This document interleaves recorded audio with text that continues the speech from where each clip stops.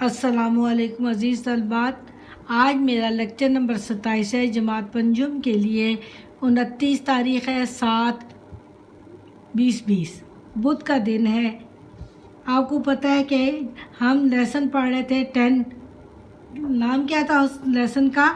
عاجزی ہم پڑھ رہے تھے۔ اس میں سے ہم نے کچھ کوشچن آنسر، ورڈ میننگ سب چیزیں کر لی ہیں۔ کچھ سوال ہمارے رہ گئے تھے، سوال نمبر 3، 4 جو آج میں آپ کو کرواؤں گی۔ اچھا جی، اس میں ریٹن فارم میں آپ کو میں پہلے بتا دوں امپورٹنٹ بات، اور پھر اس کے بعد آپ کو اس پڑھ کے کوشچن آنسر سنا۔ اس میں مرکزی خیال پر، مرکزی خیال چیپٹر کا اہم ترین نقطہ ہوتا ہے، لیکن یہ چونکہ سٹوری ہے تو اس کو تھوڑا سا ایلیبریٹ کر کے ایسے لکھنا پڑے گا کہ تاکہ سٹوری سمجھ آ جائے، تو امپورٹنٹ بات بھی سمجھ آ جائے، ٹھیک ہے نا؟ اس کی سٹوری کے اندر امپورٹنٹ بات جو ہے اس کو ڈسکس کرنے کو ہم مرکزی خیال کہیں گے۔ اور پھر دوسری چیز جو وہ اس وقت سمجھاؤں گی جب آپ کو میں وہ چیز دکھانے لگوں گی۔ مرکزی خیال، اس سبق کا اہم نقطہ یہ ہے کہ محمود غزنوی کو اپنے وزیر سے بدگمان کرنے کے لیے درباریوں نے جھوٹ کا سہارا لیا۔ انہوں نے کہا کہ ایاز نے ایک کمرہ مخصوص کر رکھا ہے جس میں وہ آپ کے ہیرے جواہرات چرا کر رکھتا ہے۔ اس کمروں کو کھولا گیا، اس میں سے پرانے کپڑے اور پرانے جوتے جو چرواہا پہنتا ہے نکلے۔ تو ایاز نے بتایا کہ میں نے یہ لباس اور جوتے اس لیے رکھے تھے کہ اپنی حقیقت نہ بھول جاؤں اور غرور اور تکبر میں مبتلا نہ ہو جاؤں۔ اس کو میں نے اپنی طرف سے بہت شارٹ کرنے کی کوشش کی ہے، لیکن جب تک پوری چیز نہ بتائی جائے کہ اس کو بدگمان کرنے کے لیے جھوٹ بولا گیا، اور جب اس کو کھولا گیا تو اس میں پرانے کپڑے اور جوتے نکلے تھے، اور ان جوتوں اور کپڑوں کو سنبھالنے کا اس کا مقصد یہ تھا کہ میں اپنی حقیقت کو یاد رکھوں اور یہ نہ بھول جاؤں کہ میں کسی زمانے میں چرواہا تھا۔ سمجھ آ گئی بچے؟ کہانی کا خلاصہ آپ نے جو لیسن پڑھا ہے نا، اس کے میننگ کو نہیں چینج کرنا، لیکن جتنا بڑا چیپٹر ہے 2 پیجز کا، اس کا 1/3 ہم نے کرنا ہے، میننگ کو برقرار رکھنا ہے لیکن سٹوری کو شارٹ کر کے لکھنا ہے۔ دیکھیں، محمود غزنوی اپنے وزیر ایاز کو بہت پسند کرتا تھا، اس کے مشورے کے بغیر کوئی کام نہ کرتا تھا نہیں لکھا۔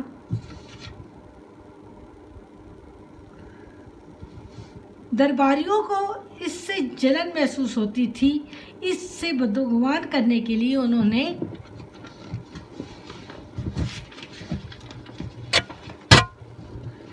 بادشاہ سے کہا کہ اس نے ایک کمرہ مخصوص کر رکھا ہے۔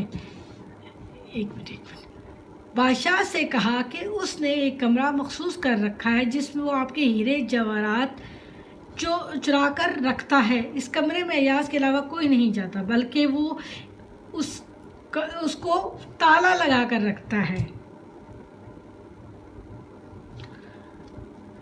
بادشاہ کو یقین نہ آیا، مگر اس کمرے کی تلاشی کا حکم دیا تاکہ یہ لوگ مطمئن ہو جائیں۔ جب کمرہ کھولا گیا تو اس میں سوائے پرانے کپڑوں اور جوتوں کے کچھ نہ ملا۔ ایسے کپڑے اور جوتے چرواہے پہنتے ہیں۔ بادشاہ نے ایاز سے پوچھا تو اس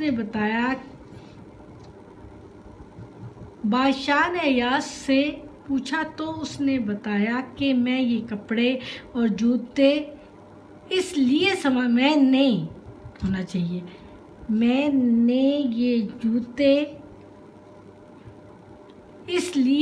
سنبھال کر رکھے تھے کہ کہیں میں اپنی حقیقت نہ بھول جاؤں کہ میں پہلے ایک چرواہا تھا، میں غرور اور تکبر میں نہ مبتلا ہو جاؤں۔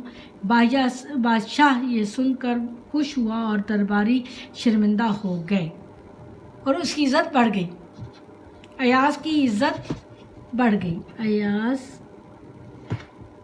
کی عزت میں اضافہ ہوا۔